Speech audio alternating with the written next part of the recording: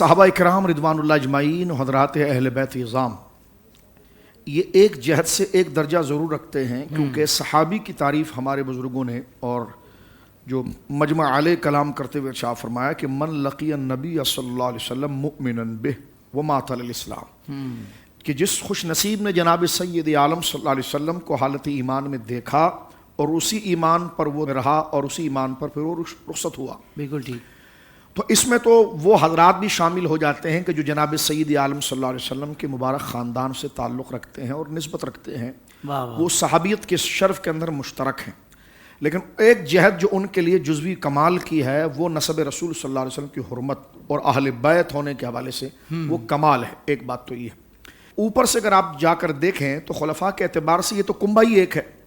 کیونکہ ہیں تو یہ سب آل ابراہیم ہی ہیں۔ سیدنا ابراہیم علیہ السلام ہی کی تو اولاد ہے نا قریش، کیونکہ قریش جو ہے وہ سیدی فہر بن مالک اور انہی کی اولاد امجاد کو قریش کہا جاتا ہے۔ اب ظاہر سی بات ہے کہ جو قریشی ہوگا وہی خلیفہ ہوگا، تو سیدنا صدیق اکبر رضی اللہ تعالیٰ عنہ، سرکار فاروق اعظم رضی اللہ تعالیٰ عنہ، حضرت عثمان غنی ذو النورین، مولا مرتضیٰ تو ہیں، تو گویا کہ یہ تینوں ہستیاں، وہ بنو تیم سے جڑ رہے ہیں، وہ بنو عدی، اور یہ بنو امیہ کے ساتھ حضرت عثمان غنی ذو النورین، اور سرکار مولا مرتضیٰ شیر خدا رضی اللہ تعالیٰ عنہ بنو ہاشم ہیں۔ تو اگر اوپر آپ شجرے کو لے جاتے ہیں تو یہ شجرہ جا کر ایک جگہ جمع ہو جاتا ہے، اور وہ چاروں ہستی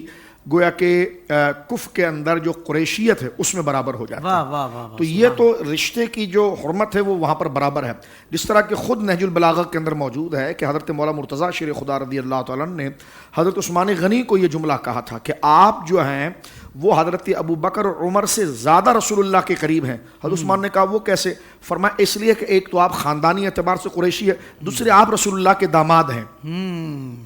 تو اس اعتبار سے اگر اوپر درجے میں دیکھا جائے تو قریشیت کا شرف ان تمام کو حاصل ہے۔ پھر آگے یہ قریشیت کا شرف، اس میں کوئی شک نہیں کہ میرے آقا سیدنا قصی اور حضرت ہاشم، اور پھر وہاں سے حضور سیدنا عبد المطلب رضی اللہ عنہ، سرکار سیدنا عبداللہ اور حضور سید عالم، پھر حضور کی اولاد امجاد، تو یہ تو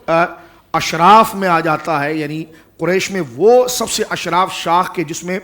قریش میں وہ لوگ کہ جن میں حضور سید عالم صلی اللہ علیہ وسلم کا نور مبارک آگے بڑھا، کیونکہ دادا ہے، ایک مسئلہ کے بعد دادا ہے، دادا کی کئی اولادیں ہیں، لیکن حضور کا نور تو ایک سے گیا نا، لیکن وہ جو ساری اولادیں ہیں تو انہی کی اولاد میں سے، جیسے حضور سید عالم صلی اللہ علیہ وسلم کے جد اعلیٰ حضرت سیدنا عبد المطلب رضی اللہ تعالیٰ، ٹھیک ہے، ان کے 10 بیٹے مشہور ہیں، لیکن وہ نور مبین جو حضور سید عالم کا ہے وہ تو آپ کے ذریعے منتقل ہوا ہے حضرت سیدنا عبداللہ کی طرف، لیکن ہیں تو یہ 10 کے 10 بیٹے، جس میں حضرت سید الشہداء حضرت حمزہ بھی آ جاتے ہیں، حضرت عباس بھی آ جاتے ہیں۔ تو ایک تو یہ نظم سمجھ لیجیے۔ آگے قریبی رشتہ داری کی طرف آپ آ جاتے ہیں تو رشتوں میں تو سب سے بڑا رشتہ ایمان کا ہے۔ ایمان کا تو وہ رشتہ ہے کہ وہ عربی اجمی سب ایک جگہ پر آ جاتے ہیں۔ ان اکرمکم عند اللہ اتقاکم، اللہ کی بارگاہ میں وہی معزز اور محترم ہے کہ جو تقوی اختیار کرے، اور تقوی کا فرد کامل ایمان ہے۔ یعنی صرف بنو ہاشم ہونا یا صرف قریشی ہونا، محض قریشی ہونا، محض بنو ہاشم ہونا، یہ کمال نہیں ہے۔ یہ کمال بنتا جب ہے کہ جب ایمان ساتھ میں ہوتا۔ بہت اچھے شاہ جی، سبحان اللہ۔ سوشل میڈیا پر اسلام کی صحیح تعلیمات جاننے کے لیے ابھی حافظ سائر قادری کا نیا YouTube channel Islamic digital studio subscribe کر لیں، اور ہاں، نوٹیفیکیشن بیل آئیکن کو بھی پریس کر لیں تاکہ ہماری نئی ویڈیوز آپ تک بر وقت پہنچ سکے۔